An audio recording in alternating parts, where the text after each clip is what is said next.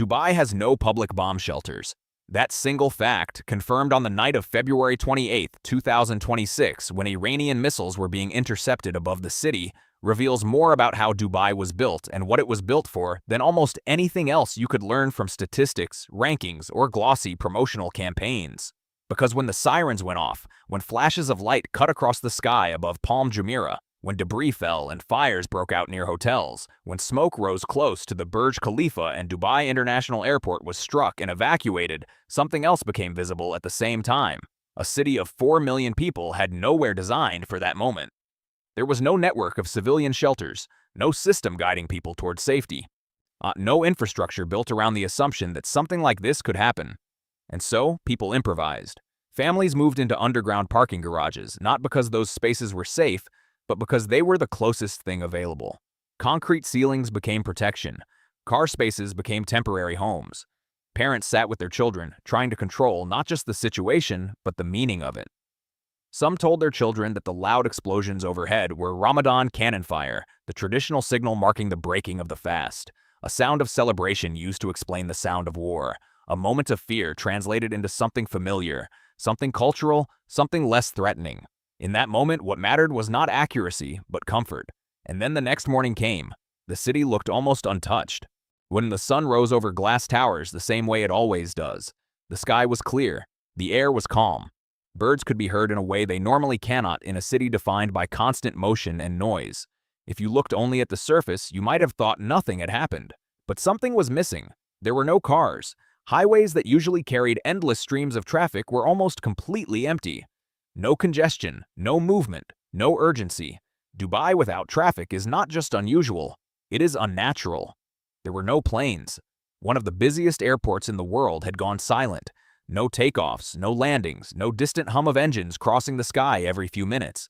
The absence of that sound created a kind of stillness that felt wrong. There were no tourists. February should have been peak season. Beach clubs along JBR, normally filled with visitors escaping colder climates, were nearly deserted. Walkways that are usually crowded with people felt open and exposed. Restaurants stood half empty. The rhythm of the city had stopped. Dubai without traffic. Dubai without planes. Dubai without tourists. Each absence revealed something deeper. Because Dubai is a city engineered to be loud, to be full, to be constantly in motion. Its identity is built on activity, on flow, on visibility. And when that movement stops, even briefly, what remains feels unfamiliar. That silence was not peaceful. It was revealing. Not just of what had happened the night before, but of what the city actually is when the systems that keep it alive pause. And that silence in a place designed to be the loudest version of itself is what this story is really about. Not hotel prices. Not tourism numbers, but the streets, and what empty streets reveal about the kind of city Dubai actually is. When the airspace closed on February 28th, something immediate and disorienting happened. A city that functions as one of the most connected hubs in the world suddenly became difficult to leave. Flights were grounded, routes disappeared. And for thousands of people who lived in Dubai and wanted to get out, the usual assumption that you can always move, always leave, always find a way out, no longer held. Dubai is built on mobility. It promises access, speed, seamless movement between continents. But in that moment, mobility stopped. And when mobility stopped, people had to make decisions quickly, often with limited information and rising uncertainty. For those who could afford it, alternatives appeared almost instantly. Private jet charters were quoted at around $250,000 within days. That was no longer a luxury price. It became the cost of exit, not comfort, not convenience, but the price of control in a situation where control had suddenly become scarce. Seats on those flights disappeared as quickly as they were offered. Others searched for different routes. Some drove across the desert toward the Oman border, where taxi drivers reportedly charged up to $800 for a 4.5-hour journey to Muscat. The distance was not new. The urgency was. The same road, under different conditions, carried a completely different meaning. At the same time, official signals began to shift. Western governments issued travel advisories to their citizens. Leave or do not come. Companies began evacuating employees, prioritizing those they considered essential to remove first. Plans that once seemed hypothetical were activated in real time. The expatriate population, which makes up the vast majority of the city, began to respond. But beyond the logistics, there were human moments unfolding everywhere, often invisible unless you looked closely. Families spent hours in underground parking garages, sitting on cold concrete, leaning against pillars, waiting for the night to pass. People checked their phones repeatedly, refreshing news updates, messaging friends, trying to understand what was happening beyond what they could hear. Parents managed fear in two directions, their own and their children's. And then there were the decisions that would define how this moment was remembered. As people prepared to leave, something else began to happen quietly. Almost in parallel with the larger story, pets were abandoned. Dogs were found tied to lampposts across neighborhoods. Others were left inside empty apartments, doors closed behind them. Some were brought to shelters that were already overwhelmed, unable to absorb the sudden increase. Veterinarians described being flooded with euthanasia requests from people who felt they had no other option before leaving. The images spread quickly. Videos, photos, posts documenting what was happening. The reaction was immediate and intense. Anger, outrage, calls for accountability. Influencers who had spent years showcasing their lives in Dubai were suddenly being questioned. How could someone build a life, an image, a following around a place, and then leave behind living beings that depended on them? But focusing only on outrage misses something important, because what people do under pressure is rarely random. It follows patterns that already exist. It reflects the structure they are part of. And what happened in those days was not just a series of individual choices. It was a collective response shaped by the environment those people had chosen to live in. The question is not just why people left or how they left. The deeper question is why leaving was always such a central part of the equation in the first place.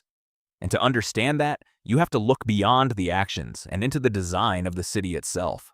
Because the story of the abandoned pets is not really about pets. It is about attachment. And more importantly, it is about the limits of attachment in a place where permanence has never been the foundation. Those animals became symbols, not because they were unique, but because they made something visible that is usually hidden. They showed, in a way that was difficult to ignore, how fragile connections can be when they are built on conditions rather than roots. Dubai has always been a city people come to, not a city most people are from. It is a place defined by arrival, by opportunity, by the idea that you can step into a system that is already functioning at a high level, participate in it, benefit from it, and then, when the time comes, step out again. For many residents, life in Dubai is not a lifelong identity. It is a phase, a chapter, a strategic decision. People come for work, for income, for exposure, for access to global networks. They build careers, accumulate resources, create a version of life that may not be possible elsewhere. But underneath all of that, there is an understanding, sometimes explicit, sometimes unspoken, that this is not necessarily permanent. That understanding shapes behavior. In cities where people are deeply rooted, where families have lived for generations, where identity is tied to place in ways that are difficult to separate, the threshold for leaving is high. Even in times of crisis, people stay, not always because it is rational, but because leaving means more than just relocation. It means disconnection from history, from community, from something that defines who they are. In Dubai, for many people, that threshold is lower, not because people care less, but because the relationship to the city is different. It is built around opportunity rather than belonging, around access rather than inheritance, around participation rather than permanence. And when the conditions that support that opportunity shift, the logic shifts with them. So when the crisis unfolded, people did not suddenly become different. They did not suddenly lose attachment. They followed the structure they were already part of. They assessed risk, evaluated options, and acted accordingly. The speed of the decision may have changed, the urgency may have increased, but the underlying logic remained the same. This is why the abandoned pets matter, because they reveal the edge of that logic.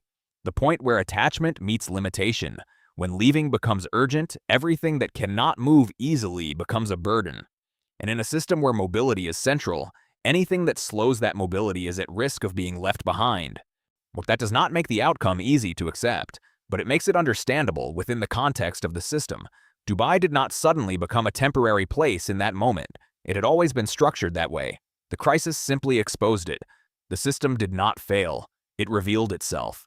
To understand why that revelation felt so sudden, you have to look at what the city looked like before everything went quiet. Because the empty streets of March 2026 were not the beginning of the story. They were the other side of something that had already been building, slowly but visibly, in the months leading up to it. 12 months earlier, in early 2025, Dubai was not silent. It was overloaded. The streets were not empty. They were saturated. Traffic had become one of the most common frustrations in daily life, not just for visitors, but for residents who experienced it every single day. What had once been seen as a sign of growth, more people, more movement, more activity, was starting to feel like strain. And then something unusual happened. A prominent Emirati lawyer, Habib al-Mullah, publicly addressed the issue. In a country where public criticism of government management is generally restrained by both legal frameworks and cultural expectations, his comments carried weight. This was not an external observer. This was someone operating within the system, choosing to speak openly about a problem that had reached a point where it could no longer be ignored quietly. He described traffic congestion as a pressing issue that required both immediate and long-term solutions. That statement alone signaled something important. And because when internal voices begin to articulate systemic pressure, it often means the issue has already matured beyond isolated inconvenience. The data supported his concern. According to the TomTom Traffic Index, drivers in Dubai lost around 72 hours to congestion in 2025. That is 3 full days spent sitting in traffic over the course of a year. In a city that markets itself on efficiency, speed, and seamless movement, that number is not just a statistic, it is a contradiction. At the same time, the city was growing rapidly. In a single year, Dubai added approximately 223,000 new residents, pushing its population to around 4 million. Since 2011, that population had doubled. Growth at that scale places pressure on every system: roads, transport, housing, services, and the response was visible everywhere. More than 1,000 new vehicles were being registered every day. The Roads and Transport Authority was running dozens of major infrastructure projects simultaneously. New roads were being built, bridges, tunnels, expansions, hundreds of kilometers of development designed to keep pace with demand. On paper, the city was adapting, but on the ground, the experience was not improving. Despite the expansion, congestion continued to worsen. The system was growing, but the pressure was growing faster. And that gap between capacity and demand is where strain becomes visible. Experts were already pointing this out. Rachel Dodds, a professor of tourism, warned that at some point the level of service would decline because the system could not keep up indefinitely. And more importantly, she suggested that once that decline becomes noticeable, recovery is not guaranteed in the way people might expect. That warning reframes everything, because it suggests that the issue was not just about traffic, it was about limits, about whether a model built on rapid growth could sustain itself without compromising the experience it promised to deliver. So when the missiles came and the traffic suddenly disappeared, what you saw in that silence was not just the absence of movement. You saw the entire system, stripped of pressure, revealed in a different way. You saw how much had been built, and you saw how much that system had been relying on constant motion to function. The emptiness did not replace something stable.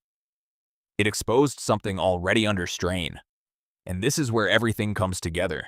Because once you step back from the events, from the images, and from the immediate reactions, what remains is a structural truth that is difficult to ignore once you see it. Dubai was built for movement, not for permanence. It was designed as infrastructure for global mobility, a place optimized for arrival, for transition, for opportunity.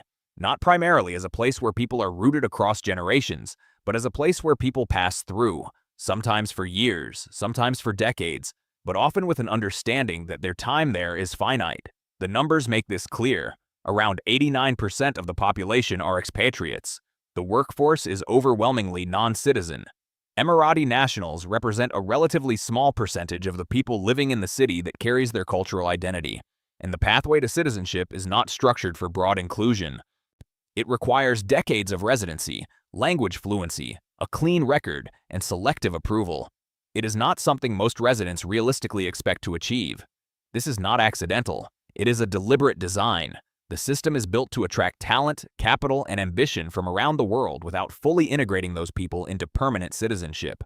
The arrangement is clear, even if it is not always explicitly stated. You are offered opportunity, income, infrastructure, safety, and access. In return, what remains limited is long-term political and social integration. For a long time, that arrangement worked. It worked because the conditions that supported it, stability, safety, predictability, were consistent. The city delivered on its promise. It provided an environment where people could move quickly, build efficiently, and experience a level of convenience that few places could match. But every system depends on assumptions. And one of the central assumptions behind Dubai's model is that it will remain a controlled, stable, and secure environment, that the conditions that make the city attractive will continue without major disruption. On the night of February 28th, that assumption was tested. And when it was tested, the structure of the city became visible in a way that it normally is not. Because when the sense of absolute stability is interrupted, even briefly, the question shifts. It is no longer just about what the city offers when everything is working. It becomes about what holds the city together when something goes wrong. In that moment, many of the elements that define permanence were not present. There were no public bomb shelters. No broad social safety net for non-citizens. No deep, multi-generational community fabric binding most residents to place. What people had instead were the tools the system had always prioritized: mobility, access, exit. A parking garage became a place to wait. A private jet became a way out. And the behavior that followed was consistent with that structure.